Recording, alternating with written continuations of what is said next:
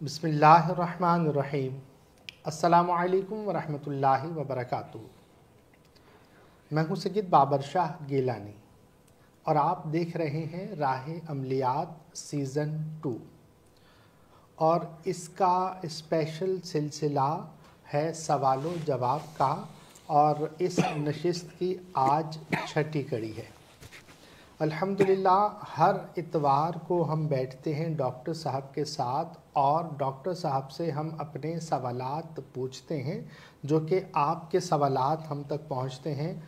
उनमें से जो मुमकिन हो सकता है वो डॉक्टर साहब से हम पूछते हैं और हज़रत उनका क्या ही दिल नशीन अंदाज में हर पहलू उसका वाज़ेह करके हमें बखूबी जवाब इरशाद फरमाते हैं।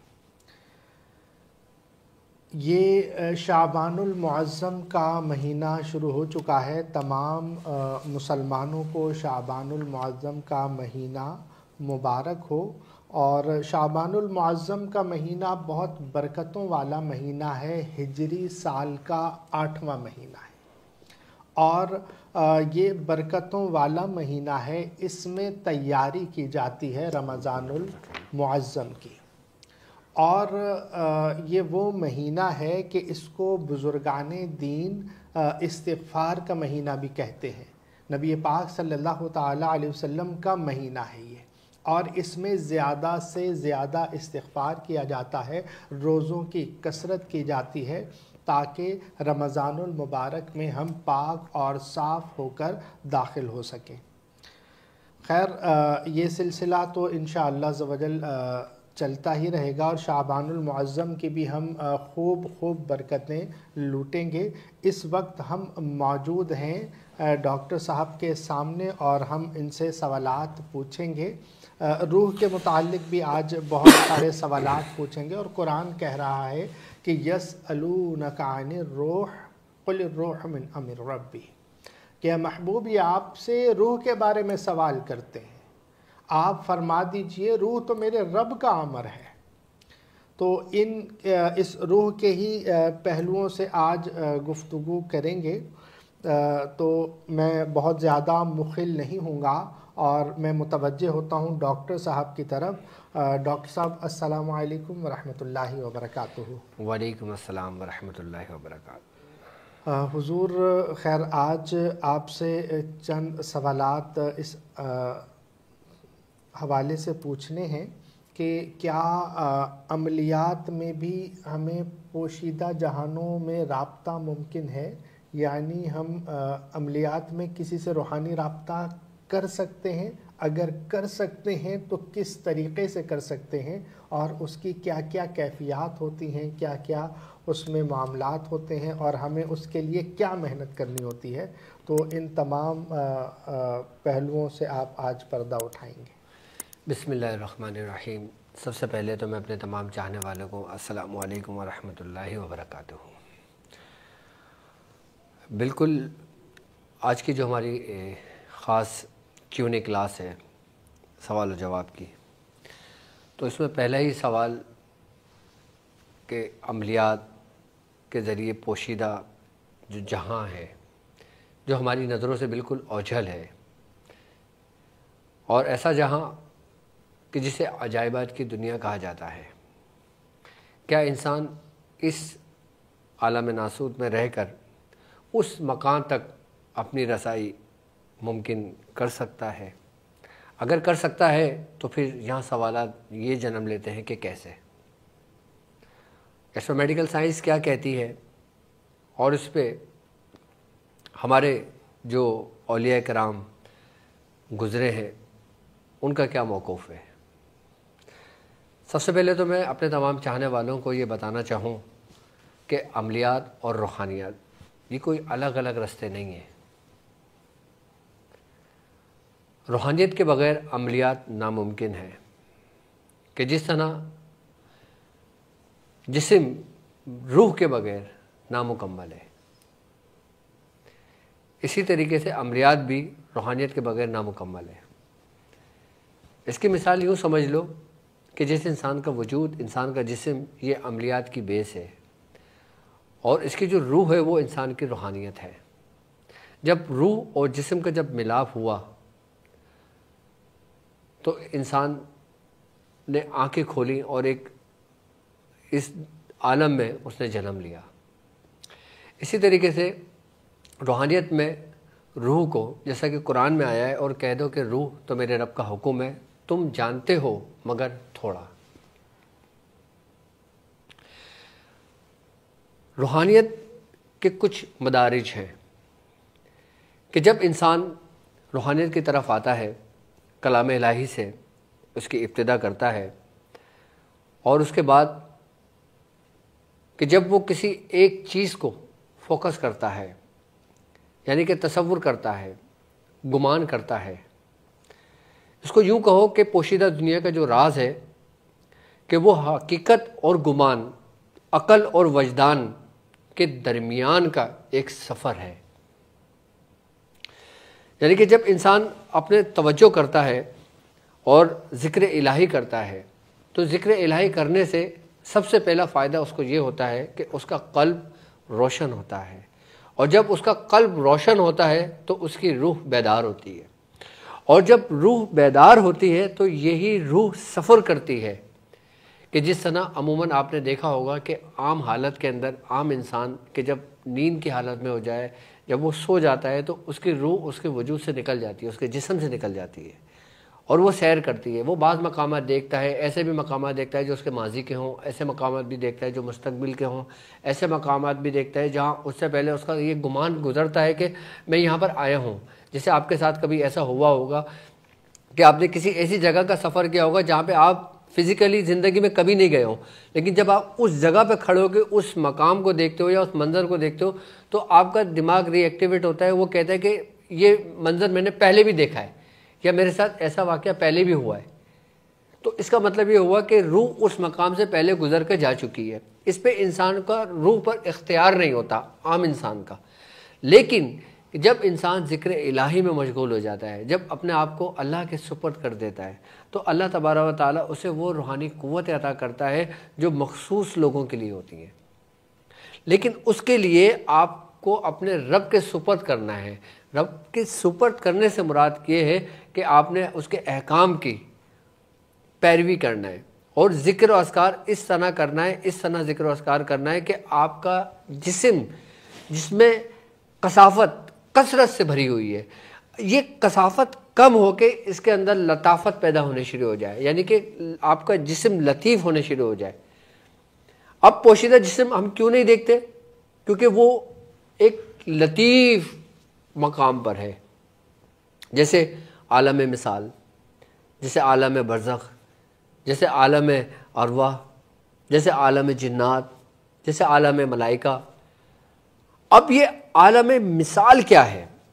سب سے پہلے ہمیں اس کو سمجھنے کی ضرورت ہے کہ عالم مثال یہ وہ عالم ہے کہ جس کے بارے میں کہتے ہیں کہ جہاں خیالات اور ارادے اپنی شکل میں ڈھلتے ہیں،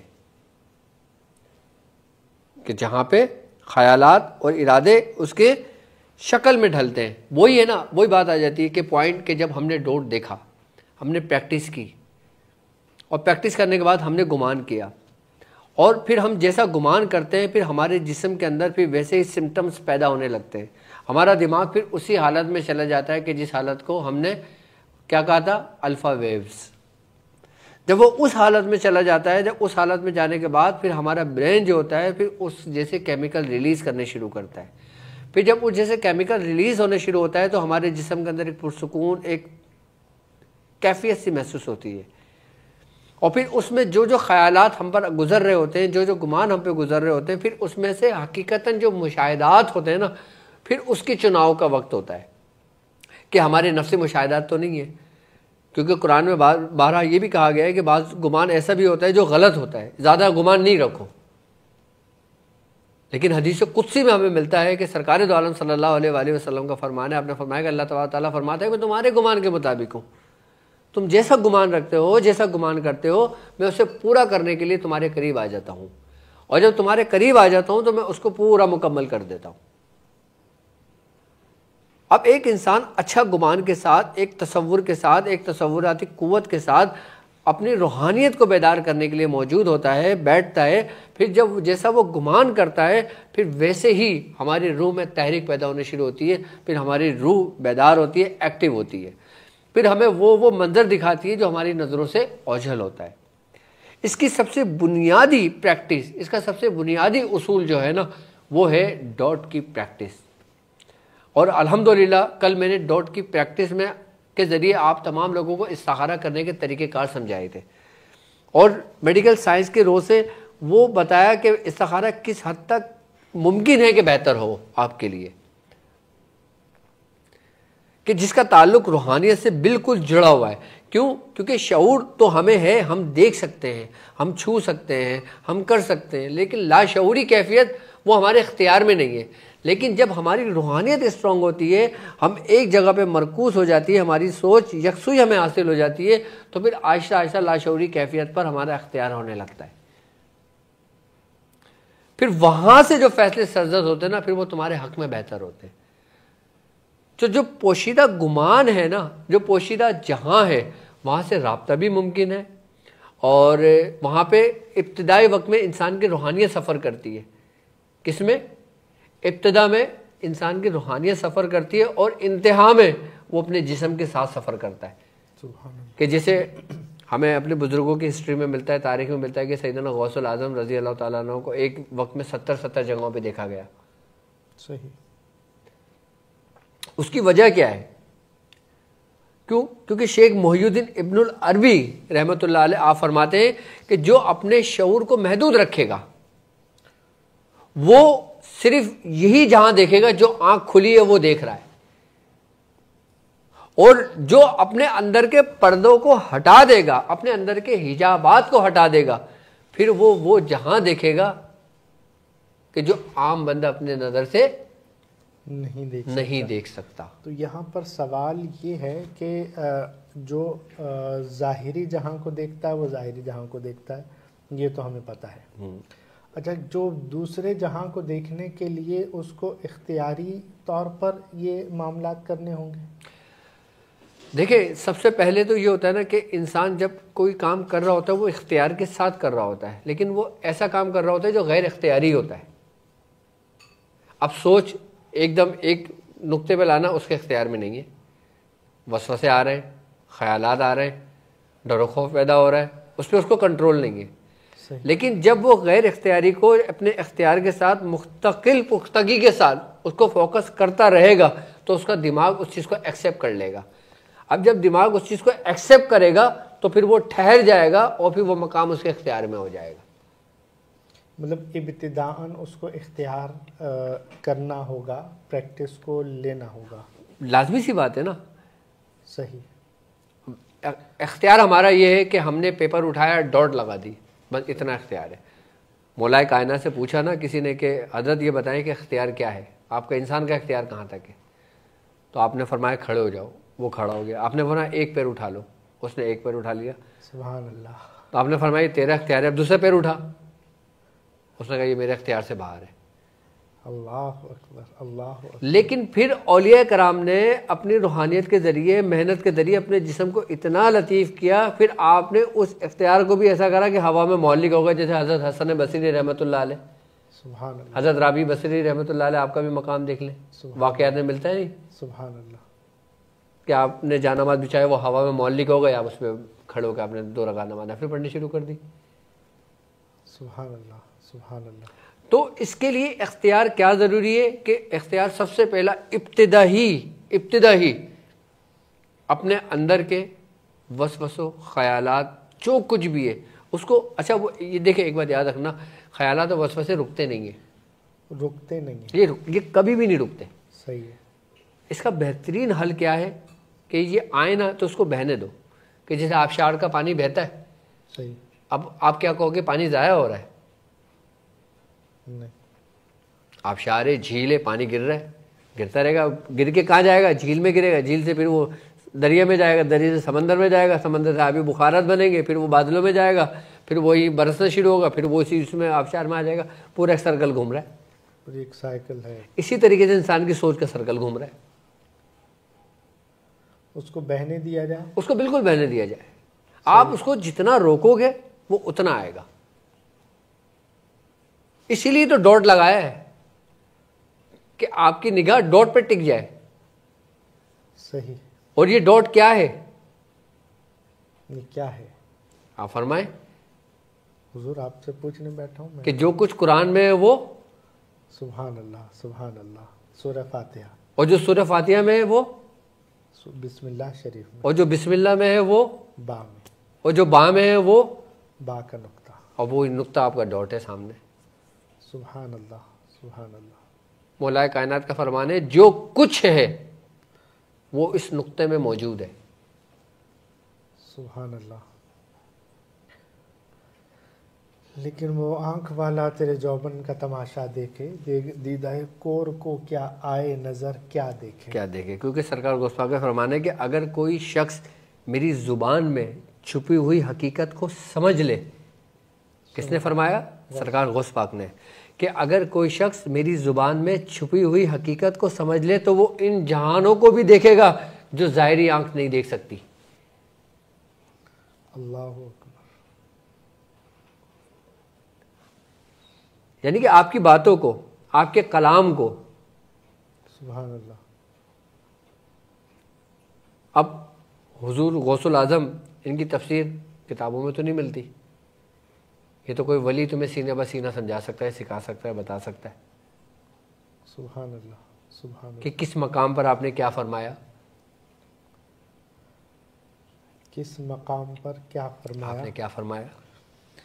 لیکن حضور خیر ایک بات ہے کہ ایک مرتبہ میں بزرگوں کی بارگاہ میں حاضر تھا.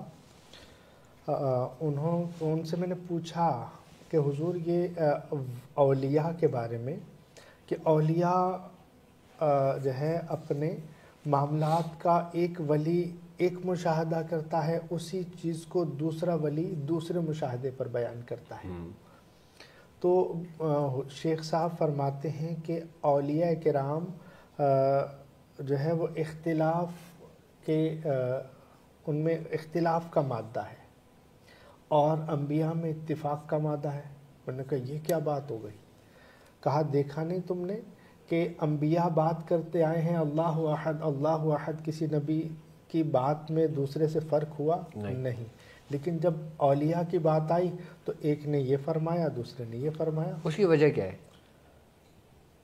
کیا وجہ ہے؟ اس کی وجہ یہ ہے کہ ہر ولی کی روحانیت اسی کی روح اور اسی کے خیالات اور اسی کی قوت کے مترادف. یعنی کہ مثال کے طور پہ اب میں ہوں ایک شخص آپ ہے، ایک شخص یہ ہے، ہم تینوں ایک ہی بسم اللہ کا عمل کرتے ہیں. سبحان اللہ. ٹھیک ہے، مجھے الگ مشاہدات ہوں گے، آپ کو الگ مشاہدات ہوں گے، اس کو الگ مشاہدات ہوں گے، جبکہ پڑھ تینوں ایک ہی تعداد میں رہیں، ایک ہی وقت رہیں، ایک ہی جگہ رہیں اور ایک ہی پرہیز کے ساتھ کر رہے ہیں اور ایک ہی تعداد میں پڑھ رہے ہیں. اور استاد بھی لیکن استاد بھی ایک ہی، لیکن تینوں کے معاملات الگ الگ ہیں. کیوں؟ سبحان اللہ. تینوں کی شکلیں بھی الگ ہیں حضور، تینوں کے جو ہے نا وہ ہاضمے بھی الگ ہیں، تینوں کی استطاعت اور جو ہے وہ ان کا جو ہاضمہ ہے بالکل، مطلب کہنے کا یہ کہ ان کی ہر چیز دوسرے سے مختلف ہوتی ہے. اللہ نے وہ انگلی کے یہ پورے بھی ایک جیسے نہیں بنائے. بالکل بالکل بالکل بالکل مختلف بنائے. اختلاف. اس کی مثال ایک دنیاوی مثال میں دوں آپ کو. سبحان اللہ. پتی، پانی اور دودھ، 3 لوگوں کو دے دو اور ان سے کو چائے بناؤ. سبحان اللہ. اور تینوں چائے بنائیں گے، تینوں کا ذائقہ الگ الگ ہوگا. اچھا کوانٹٹی بھی تینوں کو ایک ہی دی جائے کہ اتنا دودھ ڈالو، اتنا یہ کرو، اتنا یہ کرو، تو بھی چینج ہوگا. کیوں؟ کیونکہ انسان کی اپنی ایک نکلنے والی ایک ریس ہے. کسی کے اندر سے پازیٹیوٹی زیادہ نکلتی ہے، کسی کے اندر سے نیگیٹیوٹی زیادہ نکلتی ہے. صحیح. سبحان اللہ. ہر دیکھیں نا، اب نبی کریم صلی اللہ علیہ وسلم کا فرمان ہے نا، آپ نے فرمایا نا کہ تم لوگوں کے نام نہ بگاڑو. نام نہ بگاڑو. ہاں، ان کے ناموں سے پکارو. جیسے نام جو بگاڑتے ہیں نا، کیوں؟ کیونکہ ناموں کا اثر انسان کی شخصیت، انسان کی روح، انسان کی اس سے ہوتا ہے. حضور خیر یہاں پر ایک اختلافی سوال بھی آتا ہے. بالکل آئے گا. کہ جیسے میں مطلب اجازت ہے نا. ہاں بالکل. کہ جیسے بس لوگوں کی اصلاح ہو. جی ہاں مطلب جیسے کہ نام کا اثر تو ہم سنتے ہیں، لیکن ایک ہی بندے کا نام عادل ہے جو انتہا، مطلب میں عادل بھائی جتنے بھی ہیں میرے جو ہے نا وہ سر کے معذرت تاج، کرنے پہلے. معذرت، کہ مطلب عادل عدل کرنے والا، لیکن ان کی دھاندلی دیکھ کے نہیں نہیں نہیں نہیں نہیں نہیں نہیں، آپ معنوں پہ کیوں جاتے ہو؟ اچھا آپ ایک بات بتائیں، ہاں جی میں آپ سے ایک سوال کرتا ہوں. جی آپ کا نام کیا ہے؟ بابر شاہ، بابر کس چیز کا نام ہے؟ بادشاہ. نہیں نہیں نہیں، مطلب نہیں. جی بابر کیا ہے؟ نام ہے نام ہے. کیا ہے؟ کس کا نام ہے؟ ایک شخص کا. ایک شخص کا نام ہے. کس چیز کا نام ہے؟ بابر کی آنکھ کا نام ہے، کان کا نام ہے، روح کا نام ہے، جسم کا نام ہے. جس معاشرے میں ہے اس میں رکھا ہوا لوگوں کا ایک نام ہے. کوئی بابر سے پکارتا ہے، کوئی شاہ کہہ کے پکارتا ہے، کوئی سید کہہ کے پکارتا ہے، کوئی مختلف ناموں سے پکارتے ہیں. تو وہ کس کو پکارتے ہیں؟ ایک انسان کی حالت کیفیت کیا ہے؟ انسان کے اندر وجود کائنات کا اثر کیا ہے؟ کیونکہ انسان اپنے اندر ایک کائنات رکھتا ہے. ویسے اپنی سمجھ میں جو اپنی سمجھ کے مطابق کہ جب نفس اور روح مل جائے تو وہ نام اس کا رکھا جاتا ہے، کیونکہ اگر روح نکل جائے. جسم اور روح جب مل جائے تو نفس وجود میں آتا ہے، صحیح تو نام رکھا جائے گا. صحیح. اور جب روح نکل جائے، نفس ختم ہو گیا، صحیح ہے. روح اپنے اصل کی طرف چلی گئی، اور جسم پھر ہم کیا کہتے ہیں کہ میت ہو گئی. کیوں میت ہو گئی؟ نام ختم ہو گیا. پھر کہتے تو یہی ہے میت کو اٹھاؤ، میت کو کفناؤ، نام اس کے بعد لیتے کوئی نہیں. نام کوئی نہیں لیتا. حالانکہ ان کے ابا بھی ہوں گے. اب یہی نفس اگر سرکش ہے تو اس کا مقام کہاں پر ہے؟ اس کا نام کہاں پر ہے؟ اب عادل ہے، عادل سرکش نہیں ہو سکتا.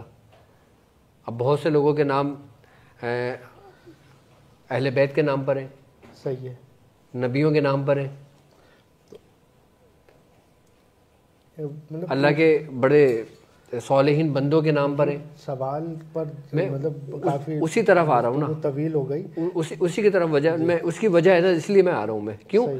میں نے بھی کیا کہا کہ نفس اگر شریر رہا اس کا، صحیح. نفس اگر شریر رہا تو اس کا مقام الگ ہے. اگر اس نے نفس کشی کی، جسے قرآن کہتا ہے کہ کامیاب ہوا وہ شخص جس نے تزکیہ نفس کیا. صحیح. جب انسان تزکیہ نفس کرتا ہے تو اس کا اثر کس پر ہوتا ہے؟ اس کی روح پر ہوتا ہے. روح پر ہوتا ہے. نام کا بھی اثر ہوتا ہے. نام کے اثر کے ساتھ ساتھ اس کی کیفیات بھی اس کی بدلتی ہے. اب ہم کیا سمجھتے ہیں کہ اب عادل کا مطلب عدل کرنے والا ہے، تو یہ شخص عدل ہی کرے گا، غلط انصاف نا انصافی نہیں کر سکتا، جبکہ ایسا نہیں ہے. جی یہ سوال یہ لغوی معنی ہے، صحیح. اس کی باطن الگ ہے. تو جیسے آپ نے فرمایا کہ نام کا اثر شخصیت پر پڑتا ہے، بالکل تو پڑتا کیا ہے. پڑتا ہے؟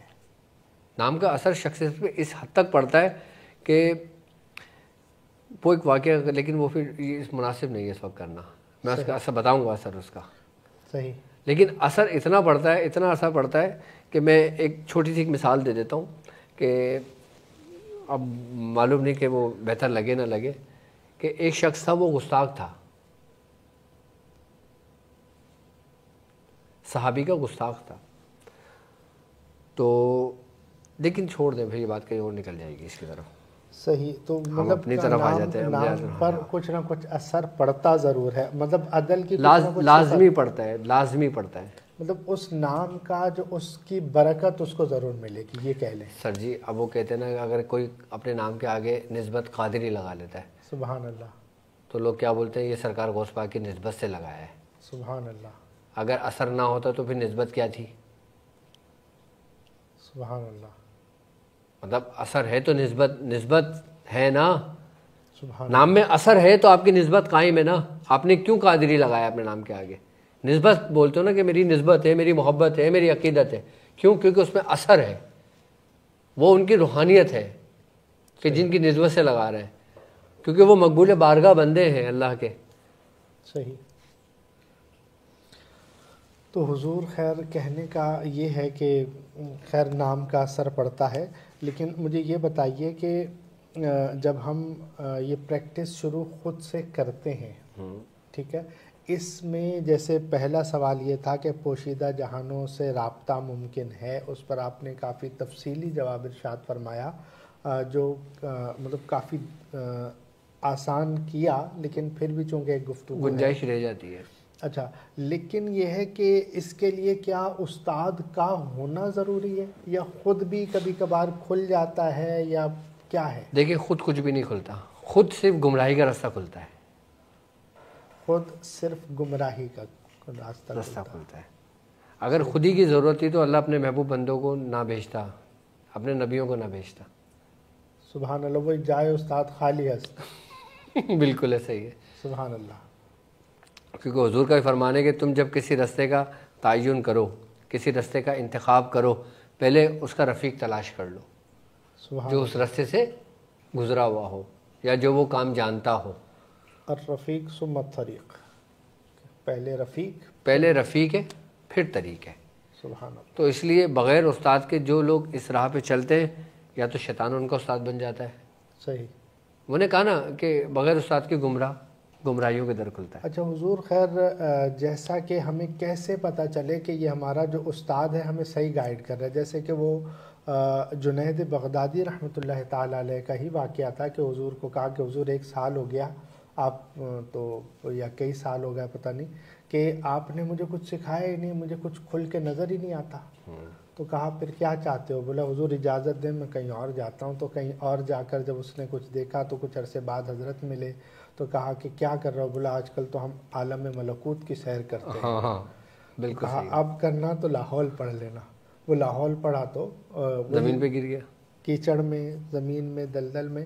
تو وہ جا کر کہا کہ حضور پہلے تو کچھ سکھایا نہیں، اب میں کہیں سفر کر ہی رہا تھا تو آپ نے وہ بھی میرا بند کروا دیا.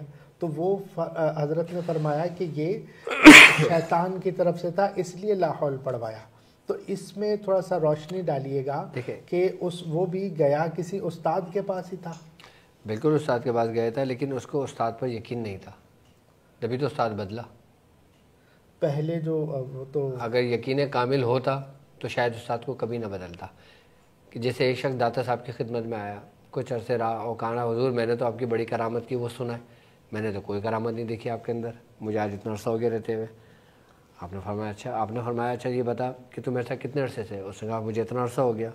آپ نے فرمایا کہ تو نے کیا اتنے عرصے میں میری کوئی نماز قضا ہوتے ہوئے دیکھی ہے؟ آپ نے فرمایا نہیں. آپ نے فرمایا اچھا یہ بتا کہ تو نے کوئی میرا ایسا کام دیکھا جو غیر شرعی ہو؟ اس نے کہا نہیں. آپ نے فرمایا یہ بتا کہ تو نے کبھی مجھے کسی کو دھوکہ دیتے ہوئے یا کوئی لان تان کرتے ہوئے یا کوئی گالی گلوچ کرتے ہوئے دیکھا؟ آپ نے کہا نہیں. فرمایا یہی میری کرامت ہے. سبحان اللہ. ہم کرامت کو کیا سمجھتے ہیں کہ جو ہوا میں اڑ جائے، جو پانی پہ چل دے، جو کوئی شعبدہ دکھا دے، ہم اس کو کرامت کہتے ہیں، جبکہ کرامت کا اس کا کوئی دور سے کوئی تعلق نہیں ہے. تو شعبدے بازی ہے. میں کہہ رہا ہوں دور کا کوئی تعلق نہیں ہے کرامت کا. صحیح. اور بزرگ یہ بھی فرماتے ہیں کہ اگر کسی کو تم غیر شرعی کام کرتے دیکھو اور اس کو اڑتے دیکھو تو اس کو کرامت مت سمجھو. ہاں بالکل نہ سمجھنا، اس کی پیروی بھی نہ کرنا، ورنہ تم گمراہ ہو جاؤ گے. تو حضور کیا کرے ایک عام آدمی؟ وہ تو جناب، لیکن اگر اڑنا ہی کرامت ہے تو پھر جہاز تو بہترین ولی ہیں، یہ ایروپلین جتنے بھی ہیں. بالکل. تو مطلب کہنے کا یہ ہے کہ عام آدمی کس چیز کو دیکھ کر استاد بنائے. میں آپ کو ایک بات بتاؤں، ایک بات یاد رکھنا کہ استاد کامل نہیں ہوتا. استاد کامل نہیں ہوتا. میں سمجھانے کے لیے بتا رہا ہوں آپ کو. آپ سمجھیں. صحیح ہے. استاد کامل نہیں ہوتا، لیکن مرید کی نیت اور مرید کی محبت وہ کامل ہونا چاہیے. کہتے ہیں، اب سن لو میری بات. سبحان اللہ. کہتے ہیں کہ سچا مرید جھوٹے پیر سے بھی سب کچھ حاصل کر لیتا ہے. سچا مرید جھوٹے پیر سے بھی سب کچھ حاصل کر لیتا ہے، جبکہ جھوٹا مرید سچے پیر سے بھی کچھ بھی نہیں حاصل کر سکتا. اللہ اکبر. سبحان اللہ. تو اس میں کامل ہونے کی ضرورت کس کو ہے؟ آپ کی ارادت کو، آپ کے ارادے کو، آپ کی نیت کو. اگر کوئی یہ سمجھے کہ بھائی میں ڈاکٹر صاحب کے ساتھ جڑا ہوں، میں کامیاب ہوں گا، میں ڈاکٹر صاحب سے مخلص ہوں، ڈاکٹر صاحب بالکل پرفیکٹ بتاتے ہیں، ایک ایک چیز ان کی سچ ہوتی ہے. صحیح. آئی بات سمجھ میں؟ اب چاہے ڈاکٹر صاحب کامل ہیں یا نہیں ہیں، چاہے ناقص ہیں یا کچھ بھی ہیں، وہ ڈاکٹر صاحب کا اپنا ذاتی فعل ہے، لیکن اس مرید نے اپنے شیخ کو کامل جانا، کامل سمجھا، اس سے کامل ارادت رکھی تو وہ کامل ہو گیا، وہ کمال کو پہنچا، کمال کو پہنچ گیا نا وہ. سبحان اللہ سبحان اللہ.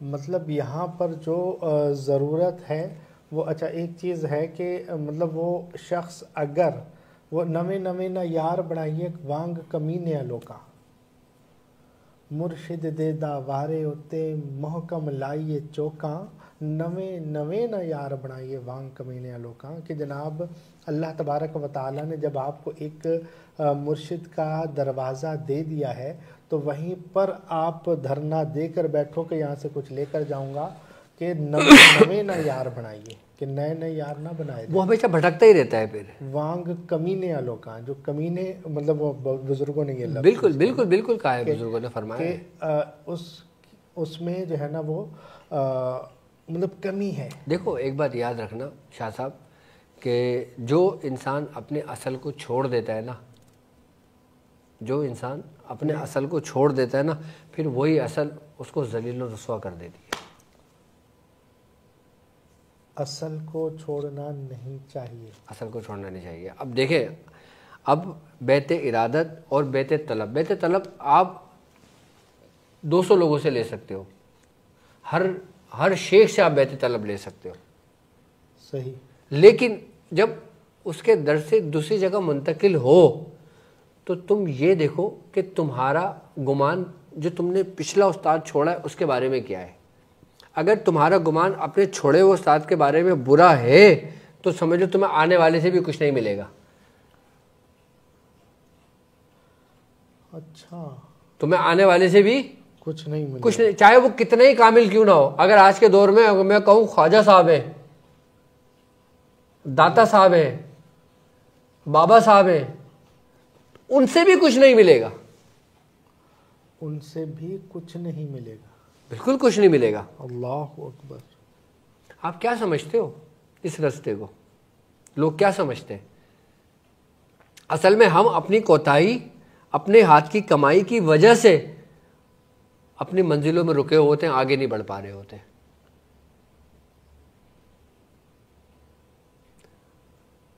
اللہ تعالیٰ کہتا ہے نا قرآن میں کہ جو کچھ آزمائش تم تک پہنچتی ہے وہ تمہارے اپنے ہاتھوں کی کمائی کی وجہ سے ہے.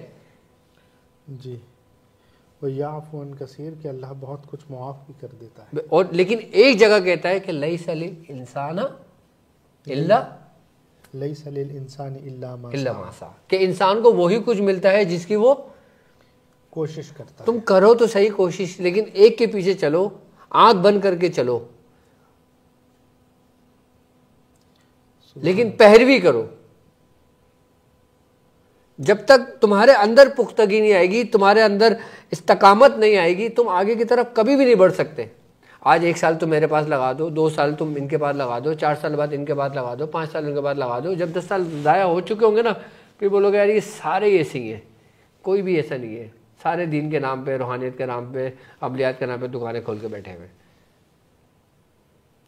غلطی ان لوگوں کی نہیں ہے، غلطی تمہاری اپنی ہی ہے. مطلب غلطی طالب کی ہے. بالکل. میں نے کیا کہا؟ طالب صادق جو ہے نا، وہ جھوٹے پیر سے بھی سب کچھ، جھوٹے استاد سے بھی سب کچھ حاصل کر سکتا ہے. اگر طالب صادق ہے تو طالب صادق ہونا ضروری ہے. تو اللہ عز و جل ہماری سب سے بڑی خرابی یہ ہے کہ ہم کامل پیر کی تلاش کرتے ہیں. ہر بندہ سوال کر ہوتا ہے کامل پیر کی تلاش کیسے کریں، کامل پیر کو کیسے ڈھونڈیں، میرا حصہ کہاں پر ہے، میرا مرشد کہاں ہے، مجھے کہاں سے فیض ملے گا. صحیح. اچھا، خود طالب صادق نہیں بنتے، کوشش نہیں کرتے.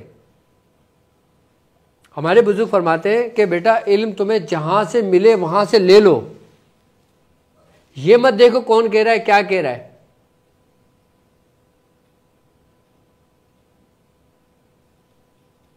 صحیح.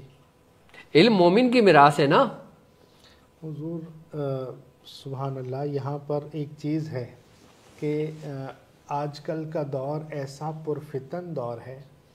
اب مثال کے طور پر کوئی کسی ایسے استاد کے پاس چلا گیا ہے کہ جہاں پر اس کو لگتا یہ ہے کہ یہ شریعت پر چلنے والے نہیں ہیں، اس کا جو مطلب اس کو دیکھ لیتا ہے کہ جناب یہ شریعت کے مطابق نہیں لگ رہے، یا ان کی زبان سے کچھ ایسے یا ان کے افعال میں کچھ ایسا معاملہ دیکھ رہا ہے، تو اب کیا روحانیت کی دنیا میں کیا کرے وہ کس جگہ پر کھڑا ہوا ہے؟ دیکھو، سب سے پہلے روحانیت کا سب سے پہلا زینہ ہی شریعت ہے. سبحان اللہ. اس کے بغیر اگر کوئی چلتا ہے تو وہ سمجھ لو کہ شیطان کے پیچھے چل رہا ہے. صحیح ہے. ٹھیک ہے. اب شریعت میں یہ ہے کہ وہ صرف اتنا دیکھے کہ یہ شریعت کا پیروکار ہے یا نہیں. صحیح. یہ کسی گناہ کبیرہ میں ملوث تو نہیں ہے. صحیح. اب یہ نہیں کہ اگر اس نے غلطی سے کوئی الٹا ہاتھ سے کھیر اڑا کے کھا لیا، نہیں یار یہ شریعت کے خلاف کام کر رہا ہے، چھوڑ دو اس کو.